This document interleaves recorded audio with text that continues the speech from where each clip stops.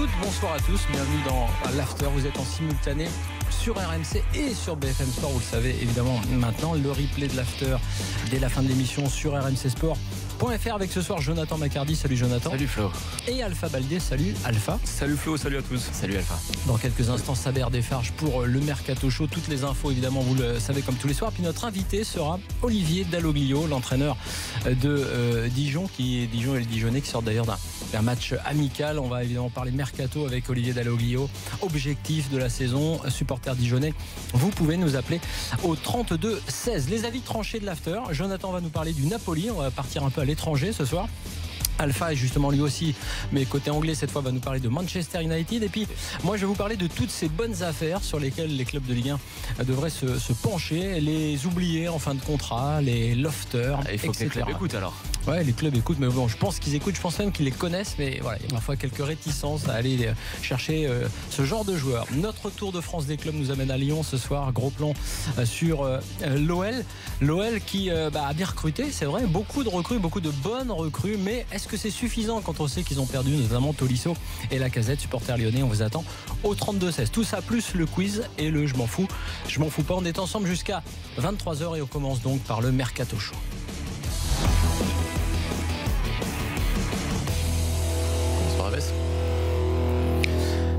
Saber Desfarges nous a rejoint, salut Saber. Salut tout le monde. Et on va donc parler Mercato. Et évidemment, on va commencer avec l'info dont on parlait hier. Dani Alves au PSG, c'est fait. Présenté en grande pompe, évidemment, tout à l'heure, du côté du Parc des Princes. Beaucoup de monde pour l'accueillir, dehors, déjà, beaucoup de supporters, une centaine de supporters parisiens. Dani Alves a pu se rendre compte de la ferveur qu'il y a autour, évidemment, du Paris Saint-Germain et notamment autour de sa venue. Beaucoup de monde aussi du côté du board parisien, puisqu'il y avait en conférence de presse tout à l'heure Nasser Al-Khelaifi qui l'a présenté, évidemment, mais aussi Antero Henrique, Maxwell ou encore Jean-Claude Blanc, on le rappelle. Dani Alves est parisien, contrat de 2 ans pour le latéral brésilien. On parle d'une rémunération assez conséquente, 14 millions d'euros par an. 14 millions d'euros. Ça en fait quoi, ça, dans le vestiaire parisien? Ça en fait, c'est le premier avec Edinson Cavani. Edinson et Thiago Silva à 13, non? Il a un 12 poil moins. Ça se joue entre les trois. Je vérifie. C'est 12,5 ou 13 Cavani, mais en tout cas, il rentre direct en haut de l'échelle. On va écouter Daniel Alves qui a parlé de la Ligue des Champions, notamment. Évidemment, à chaque fois, le serpent de mer revient. Il est venu là pour la gagner, cette Ligue des Champions. Le clube ainda ele não teve essa felicidade de conseguir esse título.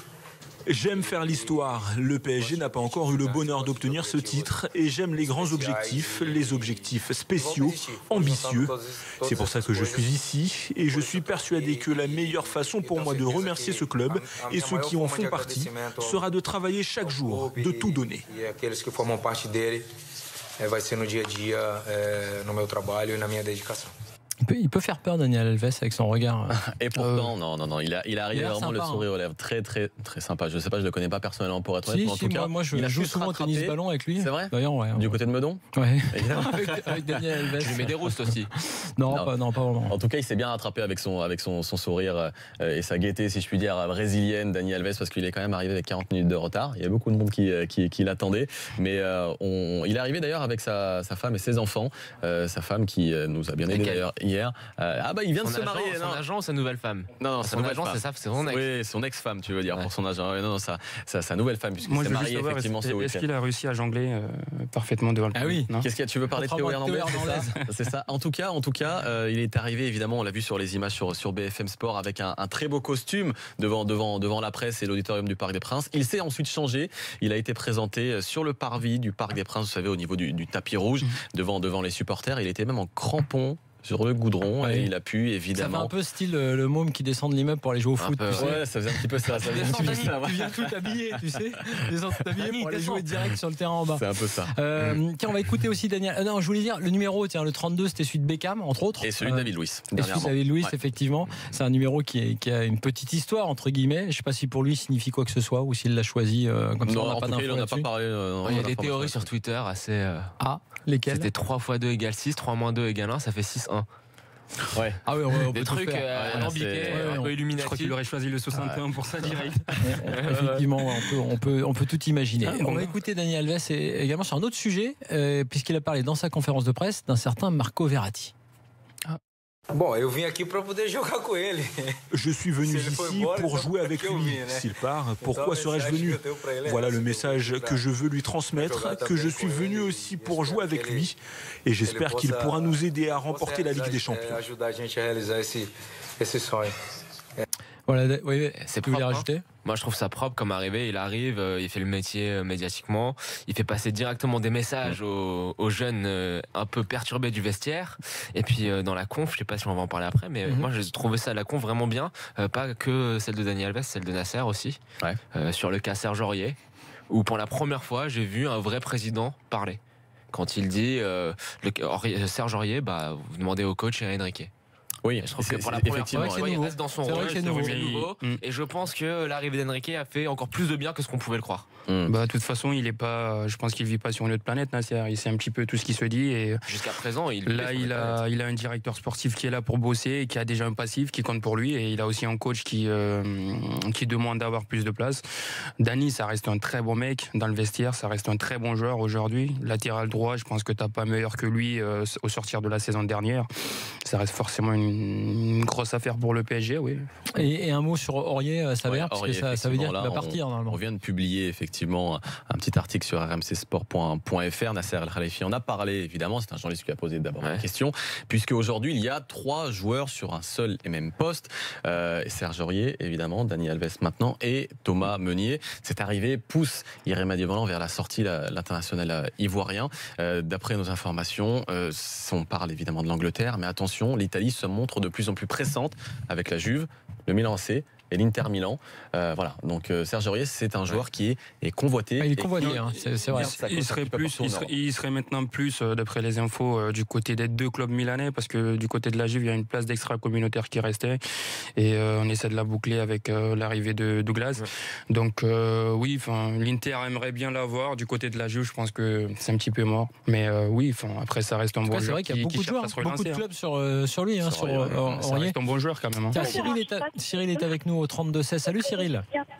Bonsoir messieurs, dames. Salut Cyril. Bonjour. Tu peux nous faire participer ta femme aussi à l'after, il n'y a pas de problème. C'est encore mieux même. Elle a le droit.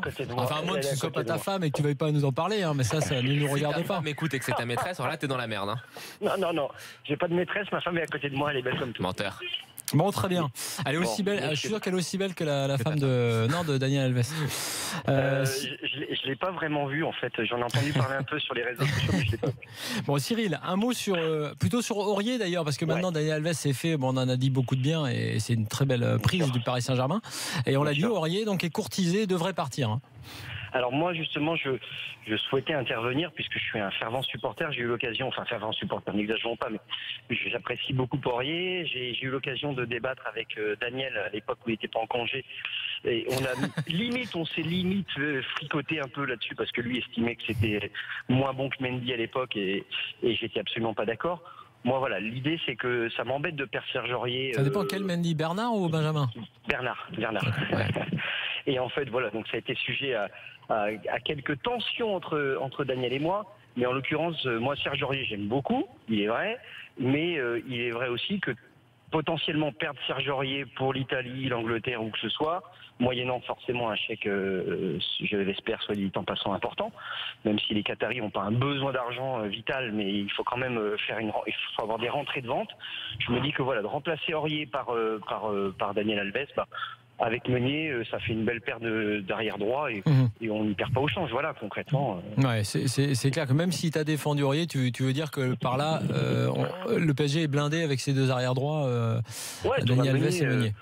Thomas Meunier a fait une belle saison, donc il est temps aussi pour lui de prendre un peu d'autonomie et d'être un peu plus titulaire. Et puis Daniel Alves, tout le monde le dit, c'est unanime, c'est un grand pro. Donc en plus Meunier, il va apprendre au chevet de ce gars-là, qui est irréprochable au Barça ou à la Juve. Enfin voilà, c'est important aussi d'avoir quelqu'un avec un état d'esprit, un tempérament qui va permettre de faire avancer aussi Meunier. Et puis Aurier vaut de l'argent. Donc, c'est sûr que tu te débarrasses aussi, Cyril, d'un mec dans le vestiaire qui, ces derniers temps, posait problème et qui n'était plus en odeur de sainteté avec l'institution et sa direction, et avec certains joueurs également. Donc, oui. Tiens, Farid est avec nous également. On remercie Cyril qui nous a appelé au 32-16. Salut Farid.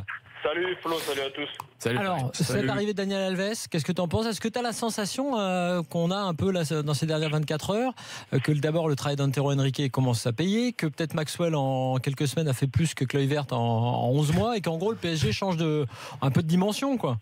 Moi, de dimension, je sais pas, mais avant de revenir sur la venue de Daniel Alves, moi je voulais interpeller Alpha en fait, parce que moi je voulais appeler hier, parce que hier j'ai entendu Alpha parler de Daniel Alves et ça m'a énervé en fait, parce que T'es pas le seul, hein. Parce que en fait, le souci Alpha, c'est que déjà depuis le début de l'été sur le PSG, t'es un peu à côté. Et en fait, hier, tu m'as vraiment choqué parce que on a parlé de l'arrivée de Daniel Alves pendant plusieurs jours sur l'after. Et il y a 2 jours, en fait, il y a un auditeur qui avait appelé un certain Jamal qui était énervé par le cirque Daniel Alves qui, selon lui, servait du PSG et patati patata, comme quoi il était en colère. Et comme quoi c'était qu'une question d'argent, en fait. Et toi, à ce moment-là, de manière assez véhémente, tu as dit oui, mais il y en a marre, de toute façon, si c'est qu'une question d'argent, il faut le mettre, le PSG doit passer par là, il y en a marre. Moi je suis d'accord, oui. Ouais, mais le souci, c'est que hier, bizarrement, tu dis, mais finalement, est-ce que ce serait pas le Alves qui serait servi du PSG? Ouais, mais tu sais pourquoi j'ai bien compris où tu veux en venir, Farid, mais tu sais pourquoi. Vas-y, attends, laisse finir, vas-y, Farid termine et après Alpha te répond. Voilà, ensuite. Tu dis, mais il faut que je vois les chiffres finalement, parce que voilà, ça vous pourrait peut-être dire que le PSG s'est couché. À un moment donné, Alpha, faut que tu sois un peu régulé sur ce que tu dis, parce que c'est un peu n'importe quoi ce que tu dis. Un jour, faut mettre le paquet, il y en a marre de se faire passer devant, etc.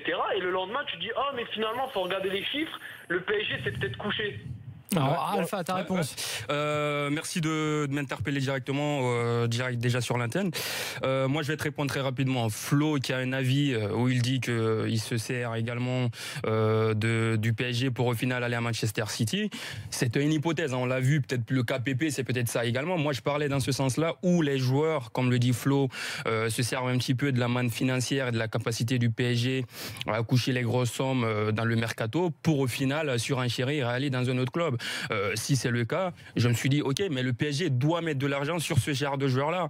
Moi, je suis d'accord dans ce sens-là. Le transfert de Daniel Alves, moi, je l'approuve, que ce soit sportivement et sur le plan professionnel, je l'approuve complètement. Pour moi, Henrique et Maxwell ont fait, pour moi, c'est le premier vrai boulot de ce duo-là.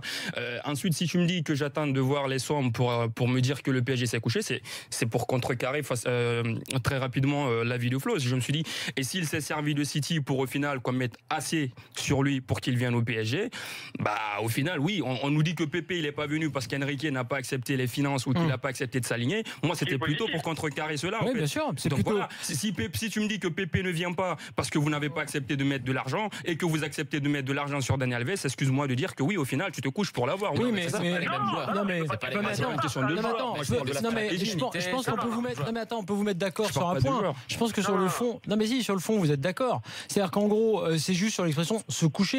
Moi, je pense pas non plus que le PSG se couche. Oui. Flo, c'est pas une question. Le problème, c'est que tu peux pas dire un jour. Il faut mettre. Parce que Jamal, il était dans ce sens-là. Lui, il voulait pas de Daniel Alves parce que Daniel Alves.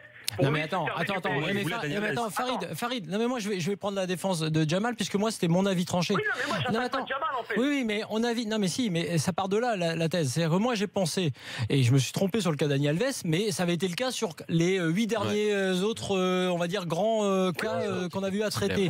Et je trouve que certains joueurs ont profité du PSG, comme ils profitent d'ailleurs, comme certains le font avec d'autres clubs. Il n'y a pas que le PSG dans ce cas-là.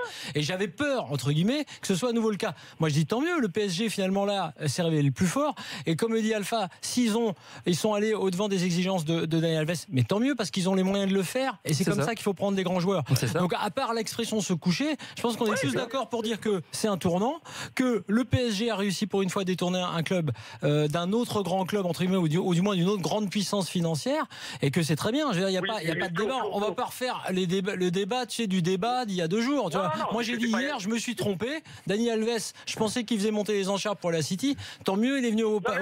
Je parle même pas de toi, Flo. Moi, il faut faire attention aux mots parce qu'un jour, on dit Alpha dit faut surenchérir, faut donner l'argent. Et le lendemain, il dit le PSG s'est couché. C'est parce que tu restes bloqué sur le jour d'avant, il a dit ça, le jour d'après, il a dit ça. C'est pas très grave, Farid. Bon, en un mot, sur Daniel Alves. Oui, d'accord, mais sur Daniel Alves au PSG, alors qu'est-ce que tu en penses ? c'est une très bonne nouvelle. C'est un joueur en termes de profil, que ce soit expérience, mais surtout, moi, au-delà de l'apport technique qu'il peut apporter dans cette équipe-là, c'est la mentalité. Pour moi, il y a un exemple avec Alves, c'est comment il est rentré dans la gueule de Neymar quand la Juve a joué le Barça. Et chez nous, quand un certain Brésilien, par exemple Marquinhos, qui s'était fait agresser par Neymar au Camp Nou, on a Thiago Silva qui est parti faire des câlins à Neymar. Juste de ça peut changer le visage d'une équipe. Un mec qui a des amitiés, etc., il n'en a rien à cirer, il te rentre dedans. Ça peut donner le tempo à une équipe, ça peut donner le ton. Et juste pour ça, au-delà du fait techniquement, etc., tout ça, tout le monde le connaît. Alves, ça fait des années qu'il est sur là, je crois que tu as raison. Effectivement, c'est pas seulement un problème technique, c'est effectivement un problème de ces fameux cadres qui ont manqué au Paris Saint-Germain et cette fameuse grinta au sens large. Tu as raison, c'est pas juste la grinta sur le terrain, c'est qu'à un moment donné, il faut montrer les dents. Et Daniel Alves, il est sympa, mais il saura montrer les dents aussi dans les grands matchs.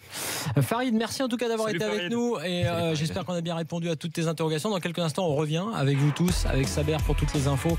Il y en a encore pas mal. Vous allez le voir, on va parler de Corchea notamment. Et puis on va parler de Lyon. Et ça tombe bien parce que Lyon sera l'objet de notre Tour de France des clubs tout à l'heure dans l'after. On se retrouve dans quelques instants. Vous nous appelez au 32-16 et vous continuez à réagir sur le hashtag RMC Live. À tout de suite.